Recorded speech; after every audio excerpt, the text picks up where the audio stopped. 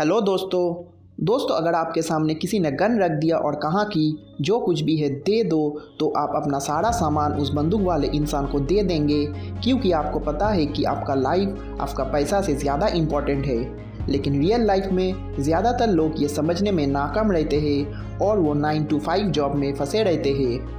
Job के कारण से लोग काफ़ी ज़्यादा स्ट्रेस रहते हैं, अपने फैमिली फ्रेंड्स रिलेशनशिप में ज़्यादा टाइम नहीं दे पाते हैं। लेकिन क्या सभी जॉब करने वाला का लाइफ ऐसा होता है? नहीं, ऐसा नहीं। अगर आप वो काम करते हो जो आप दिल से पसंद करते हो, काम को एंजॉय करते हो, तो चीज़ें आपके लिए इतना कठिन नहीं होगा। आप आपका लाइफ और जॉब ठीक से बैलेंस कर पाओगे। योर मनी और your life by Vicki Robin एक ऐसा बुक है जो हमें फिनेंशियल इंडिपेंडेंस सिखाते हैं और हमें फिनेंशियल इंडिपेंडेंस का स्टेज तक पहुंचने के लिए छोटा छोटा स्टेप्स फॉलो करने के लिए कहता है, जो हम इस वीडियो में सीखेंगे। Step number 1, savings equal freedom, escape endless consumption, डेब्ट एंड डिपेंडेंस। आज की मॉडर्न सोसाइटी हमें ये सिखाते हैं कि डेब्ट सही है, क्योंकि डेब्ट्स की सहायता से हम हर वो चीज़ खरीद सकते हैं जो हमें पसंद है, जैसे कि car, flat etcetera. For example, अगर कोई जॉब करता है तो वो EMI पे गाड़ी, फ्लैट एक्सेट्रा ये सब खरीद लेगा। फिर लोन्स या EMIs का पैसा भरने के लिए वो 10-15 साल ऑफिस पे काम करेगा और ये साइकिल ऐसे ही चलेगा। डेब्ट की वजह से लोग उनका करेंट जॉब में फंसा रहता है जो उन्हें बिल्कुल भी पसंद नहीं है, और यही कारण के वजह से वो दूसरा अच्छा अपॉर्चुनिटीज़ भी एक्सप्लोर नहीं कर पाते हैं, क्योंकि उन्हें डर है कि अगर उनका जॉब नहीं रहा तो वो EMIs भी नहीं भर पाएगा। इसी ट्रैप से बाहर आने के लिए ऑथर हमें 2 टेक्निक सजेस्ट करते हैं। टेक्निक नंबर 1, हमें हमारे लाइफ के अगला 6 महीने का सेविंग्स जमा करके रखना चाहिए। अगर हमारे साथ कुछ बुरा होता है, जैसा कि एक्सीडेंट या जॉब से निकाल दिया गया, तो हम इस सेविंग्स को काम पे लगा सकते हैं हमारे गुजारा के लिए, और साइड में हम इस टाइम को दूसरा अपॉर्चुनिटीज़ के लिए एक्सप्लोर भी कर सकते हैं। टेक्निक नंबर 2, ऑथर हमें फुल फिनेंशियल इंडिपेंडेंस को टारगेट करने के लिए कहते हैं। इसका मतलब हमारे पास इतना सेविंग्स हो जाए जो हमें हर महीने एक मंथली इनकम जनरेट करके दे, जिससे हम हमारा गुजारा आराम से कर पाए। और एक बार हम फिनेंशियल इंडिपेंडेंस का स्टेज तक पहुंच जाते हैं तो हमें पैसों का टेंशन नहीं लेना पड़ेगा, और हम अपना टाइम अपना फैमिली, फ्रेंड्स, हेल्थ ये सब चीज़ के लिए यूटिलाइज कर सकते हैं। Step number 2, reject more, understanding how much is enough. ज़्यादातर लोग अधिक चीज़ें खरीद लेते हैं जो उन्हें ज़रूरत भी नहीं है, और कुछ दिन बाद जब उनका EMIs भरना पड़ता है तो लोग उसका प्रेशर फील करते हैं। हमें वो सब चीज़ें खरीदना चाहिए जिसका हमें सच में ज़रूरत है। हमें हमारी ज़रूरत को समझना होगा। ये देखा गया है कि अधिक चीज़ें खरीदने का बावजूद भी लोग खुश नहीं रहते हैं। इसका सिर्फ 2 कारण हैं। Number 1, hedonic adaptation. हमारे पास जब भी कोई नए चीज़ होते हैं, हम उसे कुछ दिन तक यूज़ करते हैं और धीरे धीरे हम उस सामान से यूज्ड टू हो जाते हैं और वो हमारे लिए एक नॉर्मल चीज़ हो जाता है। हम जब कुछ नए सामान लेते हैं, कुछ दिनों तक एक अच्छा एहसास होता है, फिर उसे कुछ दिन तक यूज़ करने के बाद वो फीलिंग धीरे धीरे ख़त्म हो जाता है। Number 2, clutter. एक टाइम पे हम इस पॉइंट पे पहुंच जाते हैं कि हमें कोई भी नई चीज़ पहले जैसा एक्साइट नहीं करते हैं। क्लटर वो सब चीज़ें हैं जो जगह लेता है, उसे खरीदने के लिए हमारा एनर्जी और अटेंशन दोनों वेस्ट होते हैं। बदले में वो हमें कुछ पॉजिटिव रिटर्न नहीं देते हैं। ये चीज़ें हमें सिर्फ स्ट्रेस देते हैं और हमारे एक्सपेंसेस को बढ़ाते हैं। Step number 3, money is life energy, taking care of most precious resource.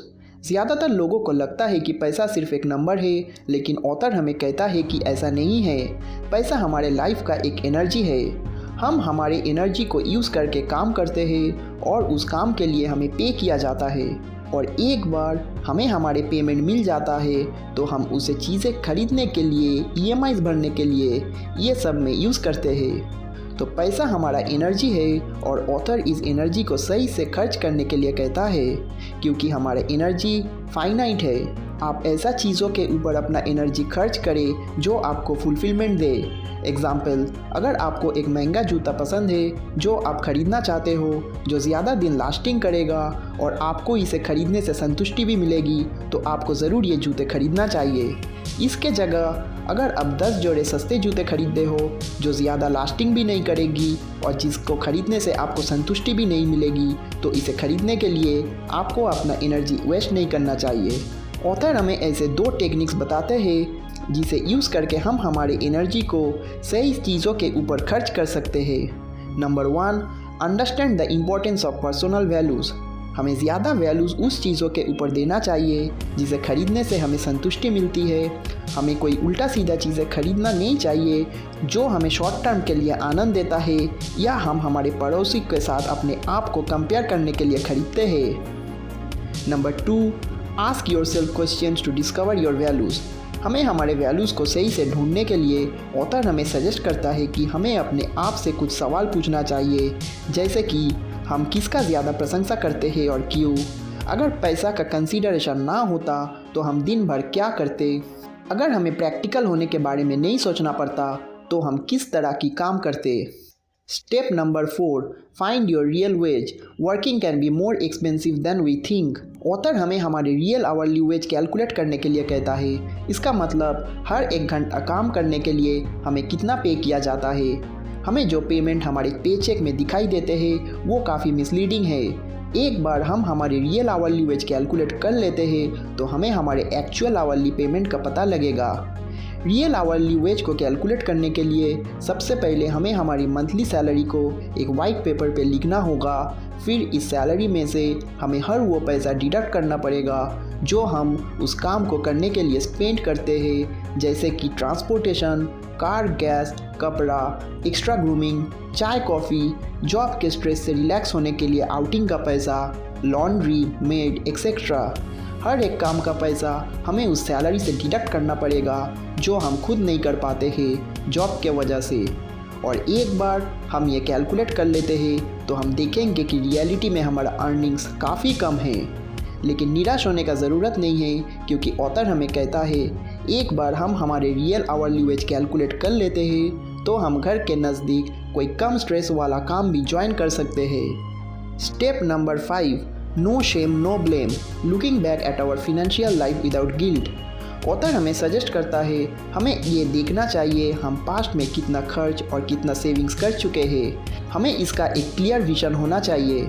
अगर हमें लगता है कि अभी तक हम ज़्यादा सेविंग्स नहीं कर पाए तो इसके लिए हमें निराश होने का ज़रूरत नहीं है, बल्कि हमें एक्शंस लेना चाहिए ताकि हम हमारे एक्सपेंसेस को लिमिट कर पाए और हमारे सेविंग्स को इंक्रीज़ कर पाए। हम हमारे टैक्स रिटर्न्स को देखकर भी हमारे पास्ट के फिनेंशियल लाइफ को कैलकुलेट कर सकते हैं। और एक बार हम ये कैलकुलेट कर लेते हैं तो हमें हमारे नेट वर्थ का पता चलेगा और हम ये जज कर सकते हैं कि हम हमारे लाइफ के एनर्जी इतना साल कहाँ पे खर्च किया। Step number 6, raise your financial awareness, keeping track of how you spend your life energy. Author का जो कोर मैसेज है इस बुक में वो है हमें ये ट्रैक रखना होगा कि हम हमारे लाइफ के एनर्जी कहाँ पे खर्च कर रहे हैं। ऑथर का ये मानना है अगर हम हमारे खर्च को रोज़ लिखते हैं और उसके ऊपर रिफ्लेक्ट करते हैं तो हमारे बिहेवियर टाइम के साथ साथ नेचुरली शिफ्ट होगा।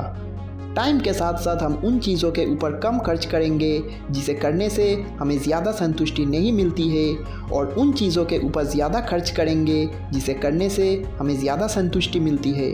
और ऐसा करने के लिए हमें 3 स्टेप्स फॉलो करना पड़ेगा। Number 1, keep a daily money journal. हमें हमारे डेली की एक्सपेंस को एक नोट पैड या मोबाइल ऐप पे नोट डाउन करना चाहिए ताकि हमें ये पता चले हमारे पैसा किन चीज़ों के ऊपर खर्च हो रहा है। Number 2, add up spending money. हर महीने का मंथली खर्चा हमें कैटेगरी वाइज नोट डाउन करना चाहिए। फिर हर एक कैटेगरी का खर्चे को हमें लाइफ एनर्जी में कन्वर्ट करना पड़ेगा। उसके बाद हमें ये देखना होगा कि हर कैटेगरी के पीछे हमने जो लाइफ एनर्जी स्पेंड किया क्या उसका कुछ वैल्यू है हमारे लाइफ में। हमें हर एक कैटेगरी के लिए प्लस या माइनस साइन पुट डाउन करना चाहिए उसका हमारे लाइफ में वैल्यू का हिसाब से। और अगर कोई कैटेगरी में चेंजेस का ज़रूरत नहीं है तो उस कैटेगरी के लिए हम लोग 0 पुट डाउन करेंगे। Number 3, create a yearly wall chart. इस चार्ट पे 2 लाइन्स होते हैं, एक लाइन जो हमारे एक्सपेंसेस को डिनोट करते हैं और दूसरी लाइन जो हमारे इनकम को डिनोट करते हैं। हर महीने हमें ये 2 लाइन्स कितना ऊपर नीचे गया वो चेक करना चाहिए। इस चार्ट को हमें वॉल पे एक ऐसा जगह पर हैंग करना चाहिए जहाँ से हम इसे देख सकते हैं। ऑथर हमें कहता है कि जो लोग इस चार्ट को फॉलो करते हैं 3 महीने बाद उनका मंथली एक्सपेंसेस ऑटोमेटिकली कम हो जाएगा। ऐसा होता है एक इंक्रीज्ड अवेयरनेस के कारण से कि कहाँ पे हमारा पैसा जा रहा है। Step number 7, aim towards freedom, putting your savings to work for you. Time के साथ साथ हम हमारे वॉल चार्ट पे ये देखेंगे एक बढ़ती हुई गैप हमारे डिक्रीजिंग एक्सपेंसेस और इनकम के बीच। ये गैप हमारे सेविंग से हमारे लेफ्ट ओवर मनी जो खर्च करने के बाद बच गया। अब यही सेविंग्स को कहीं पे इन्वेस्ट करके हम लोग और पैसा अर्न कर सकते हैं। ऑथर हमें सजेस्ट करता है कि एक बार हम ये सेविंग्स करना स्टार्ट करते हैं तो हमें हमारे वॉल चार्ट पे एक थर्ड लाइन ड्रॉ करना चाहिए और इस लाइन का नाम होगा इनकम फ्रॉम इन्वेस्टमेंट। शुरुआत में ये इनकम बहुत ही कम होगा लेकिन टाइम के साथ साथ ये बढ़ेगी। हो सकता है कि शुरुआत में ये 1000 रहे, फिर 10,000, फिर 50,000 और एक बार हमारा यही इन्वेस्टमेंट लाइन हमारा एक्सपेंसेस का लाइन से आगे निकल जाए, हम लोगों को फाइनेंशियल फ्रीडम मिल जाएगी। ऑथर इस पॉइंट को क्रॉसओवर पॉइंट कहते हैं। बेसिकली इस पॉइंट पे हम लोग पैसिवली इतना अर्न करेंगे कि हम लोगों को और काम करने का ज़रूरत नहीं पड़ेगा। लेकिन इस पॉइंट में पहुंचना उतना आसान नहीं है। हमें हमारे पैसों को सही प्लानिंग के साथ सही जगह पर इन्वेस्ट करना होगा। दोस्तों, हमारी आज की बुक समरी यहीं पे ख़त्म होता है। उम्मीद करता हूँ कि समरी आपको अच्छा लगा।